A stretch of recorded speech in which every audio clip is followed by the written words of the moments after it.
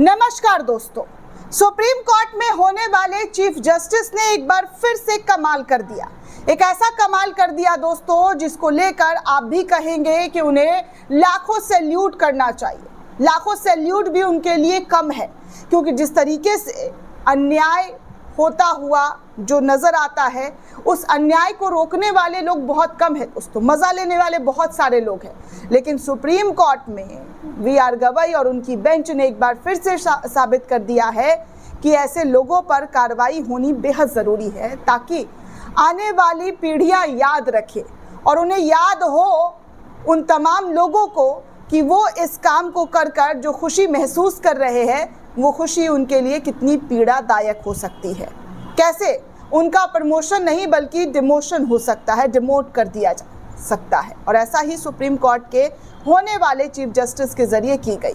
दोस्तों, होने वाले चीफ जस्टिस ने, आपको याद होगा, बुलडोजर की राजनीति पर ब्रेक लगाया था, कानून बना दिया था और कहा था कि बुलडोजर से किसी का घर नहीं तोड़ा जा सकता है। अपराधी एक हो सकता है, लेकिन पूरा परिवार नहीं भुगतना चाहिए, पूरा परिवार अपराधी नहीं हो सकता है।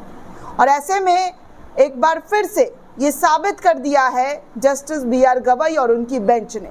दरअसल दोस्तों, आपको बता दूं कि आंध्र प्रदेश में बुलडोजर चलाकर घर गिराने के मामले में सुप्रीम कोर्ट ने उप जिलाधिकारी को तहसीलदार के पद पर डिमोट कर दिया और 1 लाख रुपए का जुर्माना भी लगाया।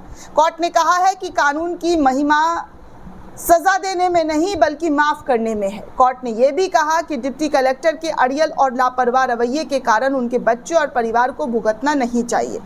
अगर उन्हें 2 महीने की सजा होती है तो उनकी नौकरी जो है, उनको नौकरी से निकाल दिया जाएगा, जिससे उनके परिवार की रोजी रोटी छिन जाएगी। इसलिए कोर्ट ने उनकी सजा को कम करने का फैसला किया और उन्हें डिमोट करते हुए 1 लाख रुपए का जुर्माना लगा दिया।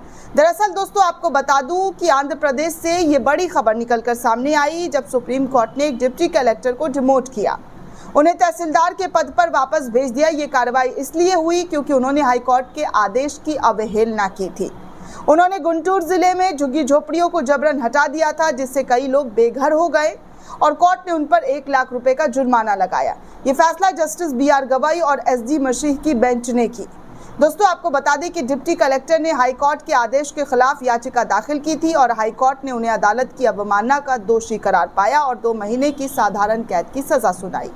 सुप्रीम कोर्ट ने इस मामले की सुनवाई करते हुए ये फैसला सुनाया और कोर्ट ने कहा कि कानून की महिमा सजा देने में नहीं बल्कि माफ करने में है। कोर्ट ने यह भी कहा कि डिप्टी कलेक्टर के अड़ियल और लापरवाह रवैये के कारण उनके बच्चों और परिवार को भुगतना नहीं चाहिए। अगर उन्हें 2 महीने की सजा होती तो उन्हें नौकरी से निकाल दिया जाएगा, जिससे उनके परिवार वालों की रोजगार रोटी जो है वो छिन सकती है। इसलिए कोर्ट ने उनकी सजा कम करने का फैसला किया और कोर्ट ने कहा कि एक संदेश देने की इस देश को ज़रूरत है, इसलिए उन्हें डिमोट किया जा रहा है और उन पर जुर्माना जो है वो लगाया जा रहा है। कोर्ट ने यह भी कहा कि जब कोई संवैधानिक न्यायालय या कोई अन्य न्यायालय कोई निर्देश जारी करता है तो हर पदाधिकारी को, चाहे वो कितना भी बड़ा क्यों ना हो, उसका पालन करना चाहिए।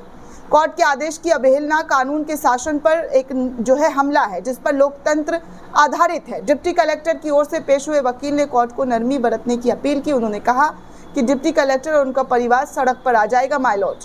तो उन्होंने ये भी कहा कि डिप्टी कलेक्टर के 2 बच्चे हैं जो 11वीं और 12वीं कक्षा में पढ़ रहे हैं और वो अपनी शिक्षा जारी रखने में सक्षम नहीं होंगे और उनका करियर बर्बाद हो जाएगा। इस पर कोर्ट ने कहा डिप्टी कलेक्टर को ये सब तब सोचना चाहिए था जब उन्होंने झुग्गी झोपड़ियों को तोड़ा और उनके सामान के साथ उन्हें सड़क पर फेंक दिया।